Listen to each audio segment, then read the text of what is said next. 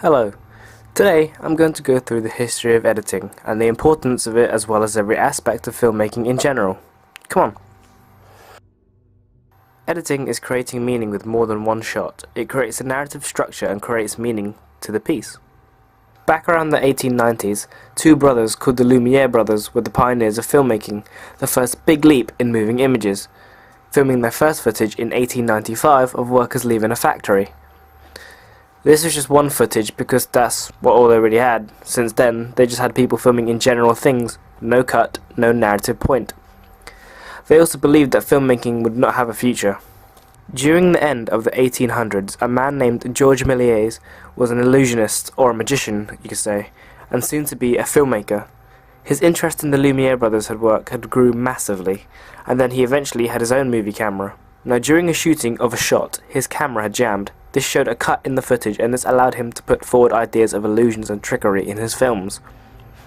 Méliès then carried on this idea of changing the audience's perception, along with the distortion of time, adding special effects into the film, creating a narrative and fantasy-like piece.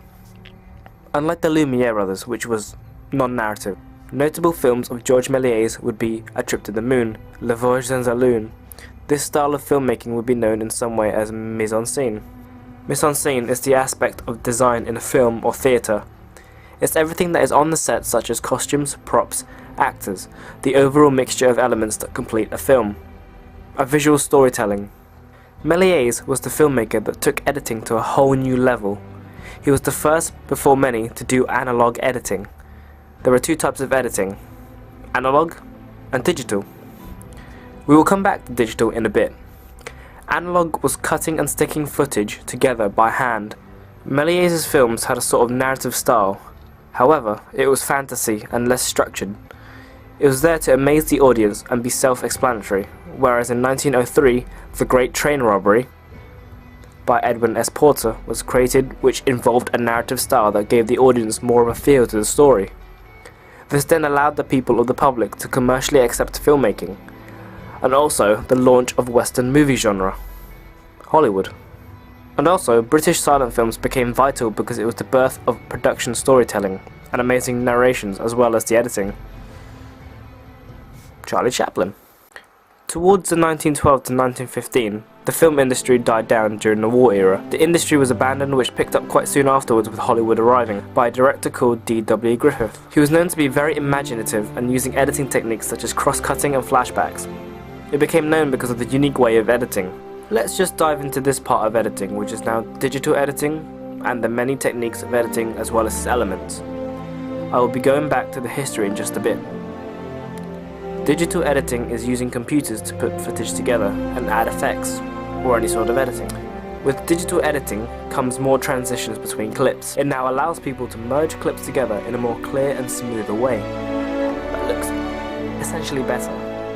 These transitions allow people to highlight a narrative perspective like a change in time or a basic change in scene. Editing plays a big part in filmmaking history, and today, it essentially makes the story of the film, the way something is cut, the way in which a scene is changed, an angle of a shot, or the wideness of a shot to the movement of the shot. It makes all those points narrative in some way. As basic as I can, this is how. Transitions is a way of cutting from one shot to another shot, a mode of sorts, to signify a switching of footage. See? That was very cliche and cheesy, but that was a cut. It's basically one shot turning to another shot. Shot A abruptly ending with shot B abruptly starting.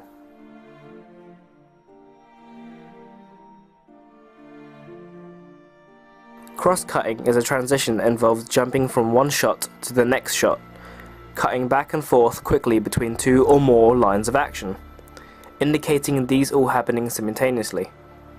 This could be used to indicate tension, or can foreshadow an upcoming event.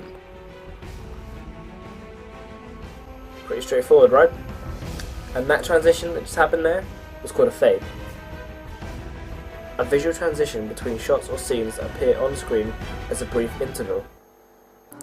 This can be used to switch scenes or even create a montage of shots to allow the audience to get used to the scenery, or the area where a sequence is going to be, the beautiful serene-like shot of the country accompanied by music. Still with me? Okay, this fade, also known as fade to black, or fade from black, which means a start of a scene, or an end to one. Do you remember that one time I did that homework? I remember like it was just yesterday. It was at that moment I realized that I completely failed the homework.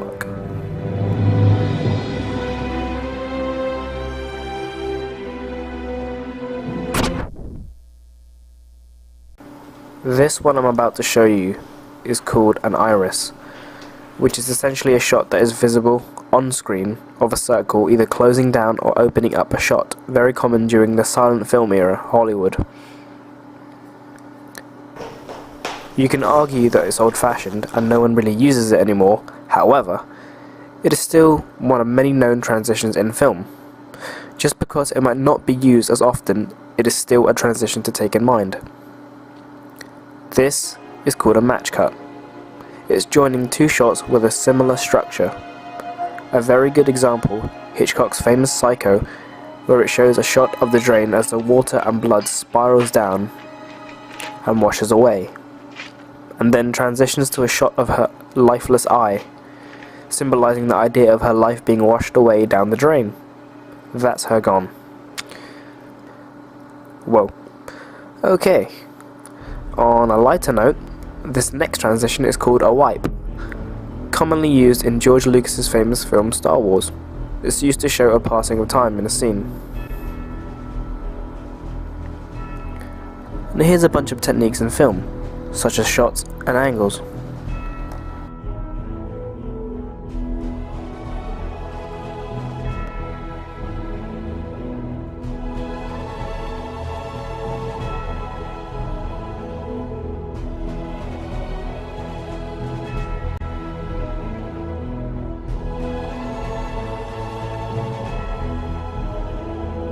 Low angle is basically the opposite of high angle. The character is made to look powerful and it puts the audience in the perspective of whoever sees the character, feeling empathy. Angles are commonly used to make the character look small and vulnerable and to put the audience in the perspective of a character, which can be from most angles. Close-up contains one character's face or an object, shows intensity of emotion and adds tension into the scene, allows the audience to feel the emotion of the character. Common in horror films. Mid shot from the waist up of a character. Face is seen more clearer, thus showing interaction. It's also called a social shot.